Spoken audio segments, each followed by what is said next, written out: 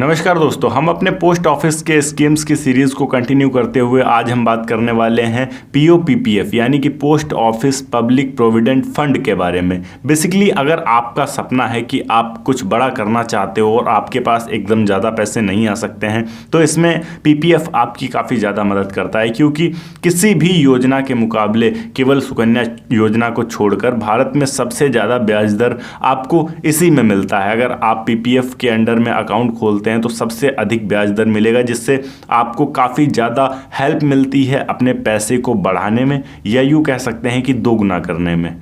आज की इस वीडियो में कितना ब्याज दर आपको मिलने वाला है इस योजना के अंतर्गत, अगर आप 1,000, 2,000, 3,000, 4,000 या 5,000 या 10,000 रुपये जमा करते हैं हर महीने के, तो फिर 15 सालों के बाद लगभग आपको कितने रुपए तक मिलते हैं। ऐसी ही कई सारी चीज़ों के बारे में आज की इस वीडियो में हम जानने वाले हैं, तो इस वीडियो को अंत तक ज़रूर देखिएगा। हेलो एंड वेलकम फ्रेंड्स, मेरा नाम है अनूप सिंह और आप देख रहे हैं आपका अपना YouTube channel. So let's get started.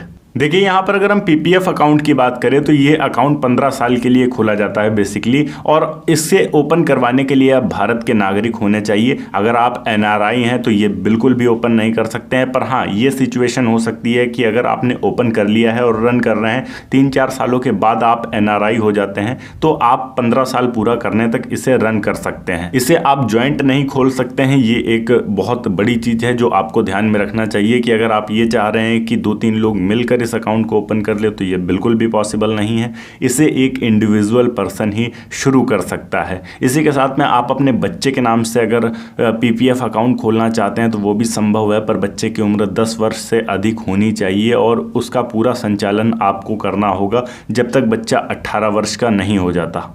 PPF account में अगर हम मनी लिमिट की बात करें तो यहाँ कम से कम 1 वर्ष के अंदर आपको 500 रुपये जमा करने होंगे, और वहीं अधिकतम की बात करें तो आप 1.5 लाख रुपए तक जमा कर सकते हैं इस खाते के अंदर। 500 से कम अगर आप जमा करते हैं तो 50 रुपये के हिसाब से आपके ऊपर पेनाल्टी भी लगाई जाती है। इसमें यदि हम यहाँ पर बात करें कि ब्याज हमें कितना मिलता है, सबसे बड़ा फैक्टर यही आता है, तो ब्याज इसमें हमें 7.1% के हिसाब से मिलता है। अब अगर हम ये बात करें कि कितने रुपए जमा करने पर हमें कितने रुपए मिलते हैं, तो दैनिक भास्कर के द्वारा दी गई एक रिपोर्ट के मुताबिक यदि आपको 7.1% के हिसाब से ब्याज मिल रहा है और आप महीने के 12,500 रुपये जमा करते हैं तो 15 वर्षों के अंदर ये आपके कुल होंगे 39,82,000 रुपये ब्याज सहित।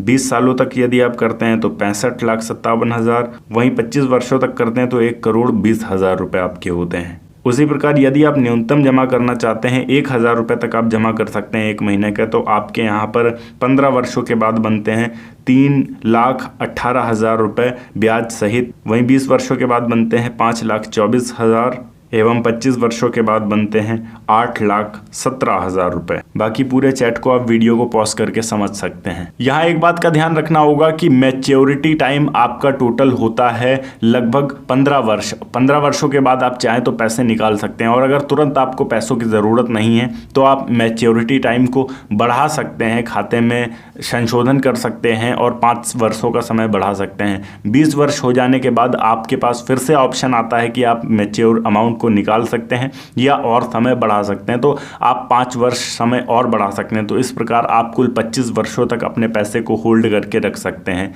एक बात ध्यान देने योग्य है कि जितना अधिक समय तक आपका पैसा उसमें रहेगा उतना अधिक ब्याज दर आपका बढ़ता चला जाएगा, क्योंकि इसमें कंपाउंडिंग ब्याज लगता है और आपकी ब्याज दरें हर 3 महीने के अंदर में चेंज होती हैं। आपका पैसा यहाँ पूरी तरीके से सुरक्षित होता है क्योंकि ये भारत सरकार के अंतर्गत आता है। कुछ केसेस में आप इस अकाउंट को बंद भी कर सकते हैं, जैसे कि खाता धारक की मृत्यु हो जाने पर सारा का सारा पैसा नॉमिनी को दे दिया जाएगा और अकाउंट बंद हो जाएगा। और उसी के अलावा अगर खाता धारक को कोई गंभीर बीमारी हो जाती है तो खाता धारक इसे बंद कर सकता है। इसके अतिरिक्त वो अपनी उच्च शिक्षा के लिए या फिर अपने बच्चे की उच्च शिक्षा के लिए विदेश भेजना चाहता है, या शिक्षा से रिलेटेड पैसों की नीड काफ़ी अर्जेंट पड़ जाती है, तो वैसे केस में वो इसे बंद कर सकता है। इसके अतिरिक्त एक ऑप्शन होता है कि अगर जो व्यक्ति इस खाते को संचालित कर रहा है उसने भारत की नागरिकता छोड़ दी और वो विदेश चला गया है, तो ऐसे केस में उसके पास ऑप्शन है कि वो बंद कर सकता है, वरना एज एनआरआई भी वो उसे रन कर सकता है। पर इस बात का भी ध्यान रखना